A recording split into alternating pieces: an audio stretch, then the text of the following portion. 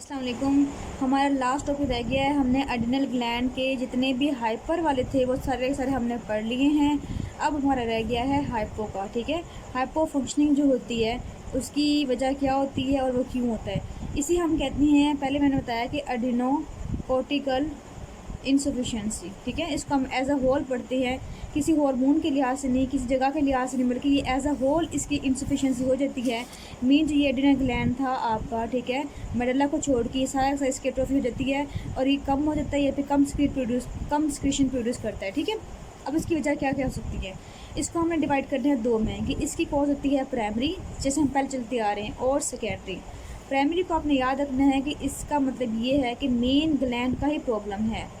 ठीक है, अब मेन एड्रिनल ग्लैंड का ही प्रॉब्लम है, लेकिन उसकी इनसफिशेंसी हुई है, उसकी सिक्रीशन कम हुई है।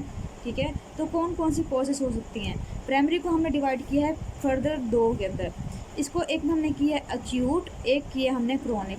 अक्यूट ये है कि थोड़ी वक्त के लिए जो है ना उसकी जो है ना इंसफिशेंसी हुई है, इसे हम कहते हैं एड्रिनल क्राइसिस भी बोलते हैं। ठीक है, क्राइसिस होगी किसी वजह से, कोई भी ऐसी कॉज होगी जिसकी वजह से एड्रिनल की एक्यूटली इन्फेक्शन जो है ना सिचुएशन कम हो गई है, उसकी कौन कौन सी कॉजेज होती हैं हमने ये पढ़नी है पहले, फिर हम पढ़ेंगे क्रोनिक।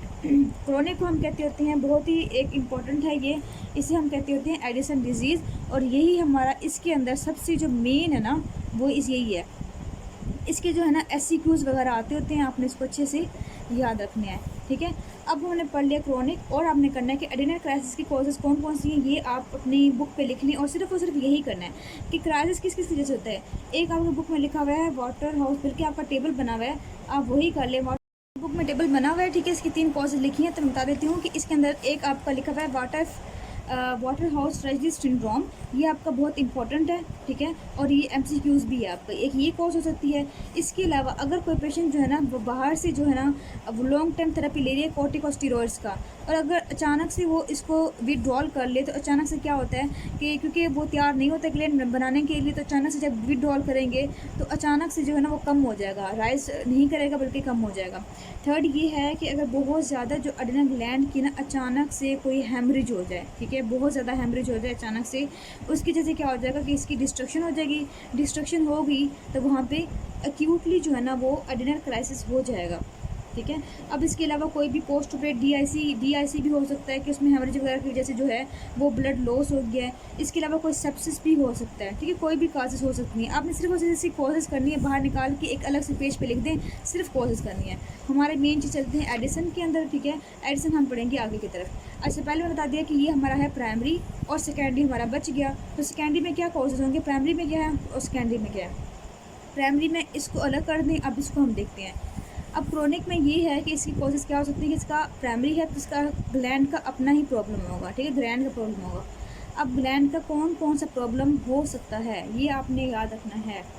इसके अंदर कॉजेज़ होती हैं, जैसे पहले कॉज लिखी हुई है आपकी ऑटो इम्यून एडिनालाइटिस। ऑटो इम्यून एडिनालाइटिस जो है वो आपकी मोस्ट कॉमन काज है इसकी एडिनल इंसफिशेंसी की क्रोनिकली। ठीक है, क्रोनिक इंसफिशेंसी हो गई है तो मोस्ट कॉमन काज ये है, ऑटो इम्यून है। बताया था जब हम ग्रेव डिसीज पढ़ रहे थे कि उसके अंदर ऑटोइम्यून एडिनालाइटिस भी साथ साथ हो जाता है।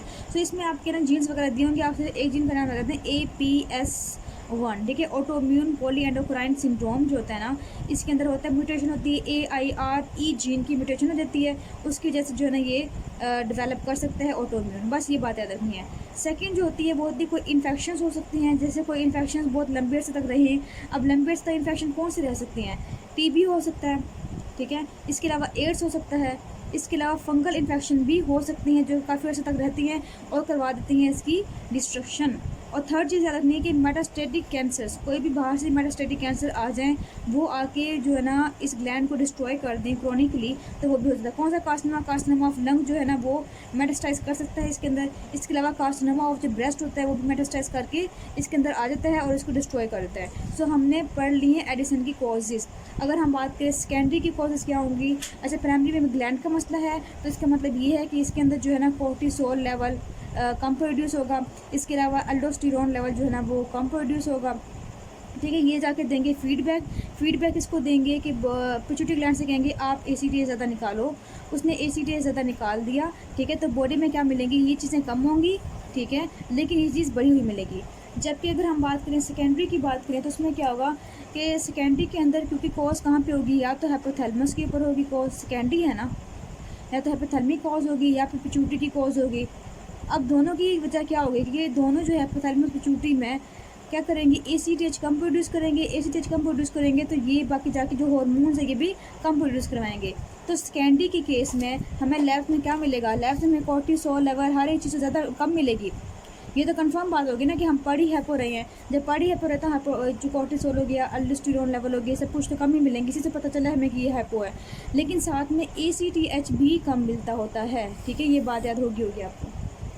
बात करें कि ऐसा क्या मसला होता है हाइपोथैलेमस को, पिट्यूटरी को, कि वो ACTH कम प्रोड्यूस करता है, तो उसकी बहुत सी प्रॉब्लम्स हो सकती हैं कि उसको कोई इन्फेक्शन हो जाए, ठीक है, पिट्यूटरी ग्लैंड को इन्फेक्शन हो जाए, हाइपोथैलेमस को इन्फेक्शन हो जाए, या फिर क्या हो कि कोई भी मेटास्टेटिक कैंसर आ जाए वहाँ पे भी उसको डिस्ट्रॉय कर दे, ठीक है।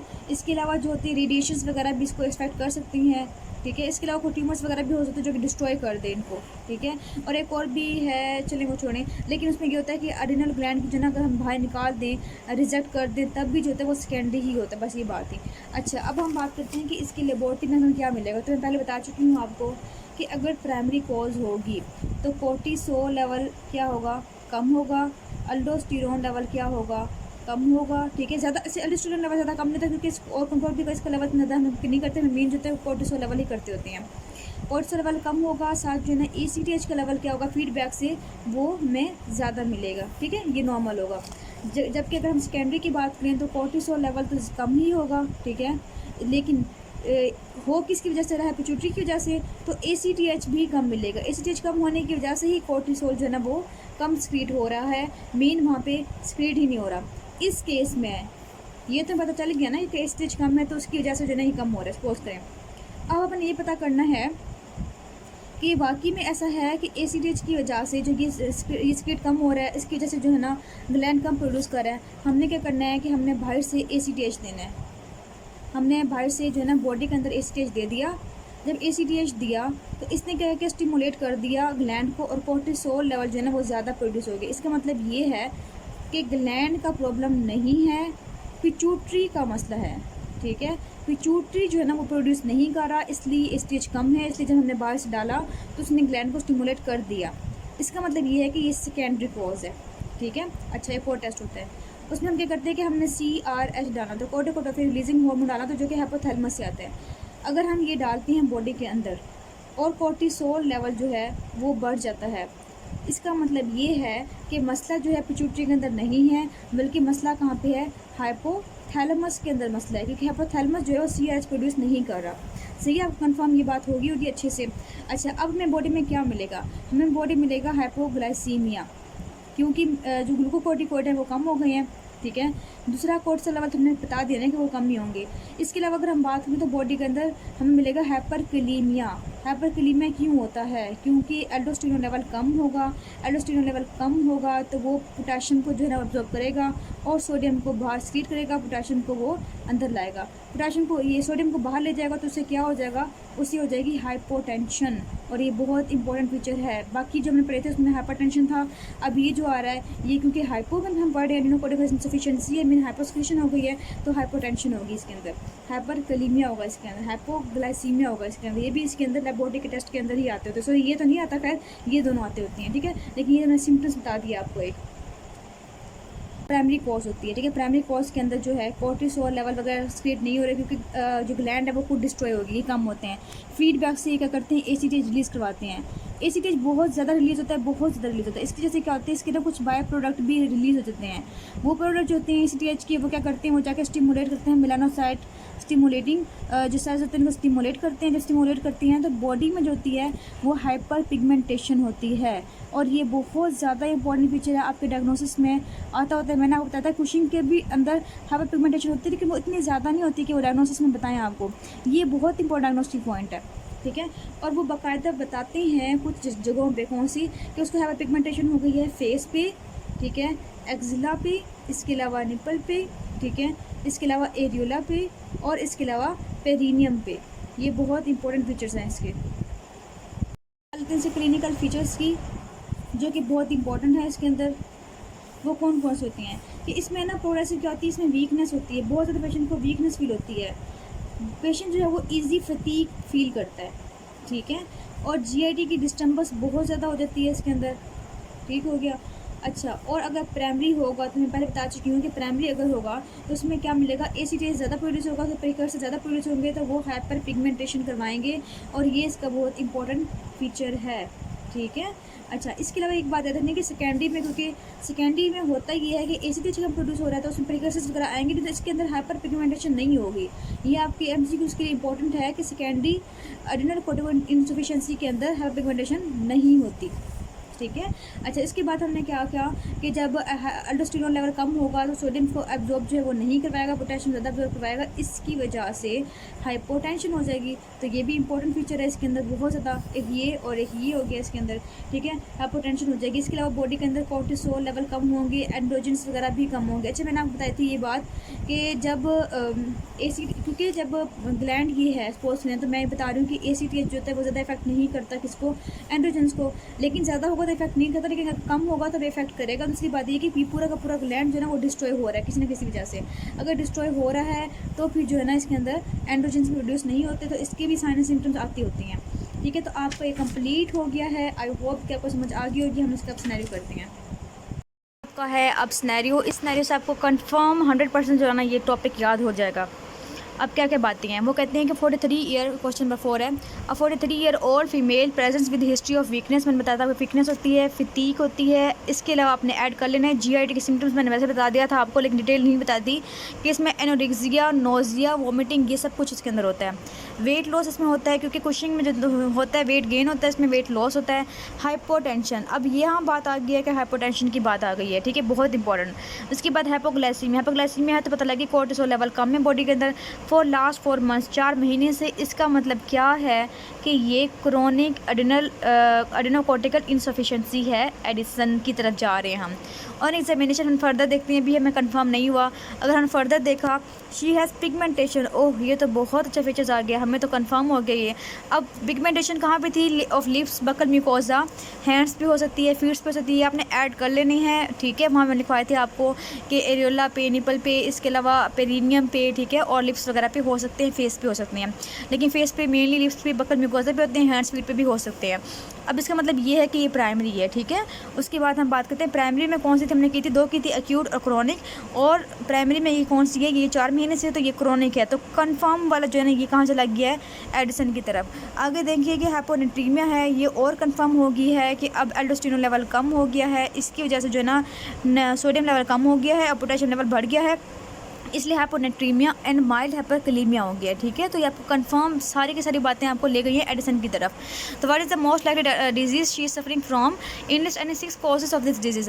आपने इस कॉजेज की 6 डिजीज़ बता देनी है कि इसकी जो कॉजेज हो सकती हैं वो कोई भी ऑटोम्यून हो सकती है, ऑटोम्यून एडेनोलाइटिस ऑटोम्यून हो सकती है। इसके इन्फेक्शन में आपने लिख देना TB, एड्स, फंगल इन्फेक्शन बताए थे 2-3 वो हो गए हैं। मेटास्टेटिक लिख देने कि carcinoma of lung, carcinoma of breast वगैरह जो है ना वो आके इसको कर सकते हैं। तो ये सारी जो कॉज हो सकती हैं वो एडिसन की होती हैं, ठीक है। अच्छा जी, आगे give to biochemical investigation to confirm the disease. तो 2 कौन सी होंगी हमारे कंफर्म वाले के, हमें कोर्टिसोल लेवल चेक कर लेना है, हमने ACTH का लेवल चेक कर लेना है इसके अंदर, चेक करने के लिए कि ये एडिसन डिजीज है। दोनों लेवल जो होंगे इसके अंदर क्या होंगे, सॉरी ACTH लेवल इंक्रीज़ होगा और कोर्टिसोल लेवल डिक्रीज़ होगा, एल्डोस्टेरोन लेवल डिक्रीज़ होगा और सेक्स हार्मोन्स वगैरह भी डिक्रीज़ होंगे इसके अंदर, ठीक है। तो ये आपका डायग्नोसिस हो गया, आपको इससे कंफर्म वाला याद हो गया है। थोड़ा सा टॉपिक रह गया था एंड पे दिया हुआ ये वाला। अच्छा, इसके बाद है ना आपका डायबिटीज मेलिटस वाला टॉपिक रह गया, वो बहुत ही आसान टॉपिक है, बहुत ज़्यादा आसान। मैं इंशाल्लाह बीच में वो करवा दूँगी, लेकिन उससे पहले मैंने हीम स्टार्ट करवाना है नेक्स्ट, तो वो मैं करवा दूँगी। अच्छा, इसमें ना आपके लास्ट टॉपिक दिया है एंडो के अंदर, वो अक्सर बच्चे भूल जाते हैं करना, तो ये MCQ के लिए काफ़ी इंपॉर्टेंट है, ये आप कर लें कि मेन 1 होता है और होता है मल्टीपल एंडोक्राइन न्यूप्लेजिया होता है कि मल्टीपल एंडोक्राइन जो ग्लैंड्स होते हैं उनका जो ना न्यूप्लेजिया एक साथ होता है, ठीक है, इस जीन की वजह से। अगर MEN 1 है, इसमें क्या होता है कि MEN 1 जीन जो है उसकी लॉस ऑफ फंक्शन म्यूटेशन हो जाता है। इसमें कौन से आते हैं कि कहाँ पे कौन से ग्लैंड से इफेक्ट होते हैं, तो इसमें होते हैं आपका पेंक्रियास, 3P से याद रखना है, ठीक है। पेंक्रियास में कौन सा होगा, मेटास्टेटिक कैंसर होगा। पिट्यूटरी की बात करें तो पिट्यूटरी में प्रोलैक्टिन सिक्रीटिंग मैक्रोडेनोमा होगा। पैराथायरॉयड की बात करें तो इसमें हाइपर पैराथायरॉयडिज्म जब होती है, उसमें जो प्राइमरी कॉज होती है उसकी प्राइमरी कॉज में लिखा हुआ है अपनी पैथोजेनेसिस के अंदर कि MEN 1 की वजह से होती है। अगर हम बात करें MEN 2 की तो इसमें होता है गेन ऑफ फंक्शन म्यूटेशन होती है RET जीन के अंदर, ठीक है। इसके दो पार्ट्स हैं कि MEN 2A और MEN 2B। MEN 2A की बात करें तो TAP, ठीक है, TAP कर लें, ATP कर लें, जैसे मर्जी आप इसको बेशक आप ATP कर लें, ठीक है। तो ATP से कहते हैं कि इसमें थायराइड होगा। थायराइड में आपने कौन सा ऐसा कास्ट में पढ़ा था जिसके अंदर MEN 2 मैंने लिखवाया था आपको, मैंने कहा था कि ये MCQs भी है, सो आपको याद होना चाहिए, वो था मिडुलरी, ठीक है। मिडुलरी कार्सिनोमा जो था वो जिसमें हमें कैल्सिटोनिन वगैरह मिल रहे थे, ठीक है, उसका जो था उसमें MEN 2A होगा। सेकंड आपका है एडिनोमेडुला। तो एडिनोमेडुला हमने कौन सा कैंसर पढ़ा था, हमने पढ़ा है फियोक्रोमोसाइटोमा। सो वहाँ पे मैंने आपको लिखवाया था कि MEN 2A होता है, ठीक है, MEN 2A इसके अंदर आएगा। फिर ये पैराथायरॉयड यहाँ पे भी था और यहाँ पे भी इसका आ गया, ठीक है, इसकी हाइपर पैराथायरिज्म हो जाती है। और इसके अलावा अगर हम MEN 2B की बात करें तो ये दोनों होंगे, लेकिन ये नहीं है। बस आपने यही याद रखना है कि MCQ उसके लिए बहुत इंपॉर्टेंट है।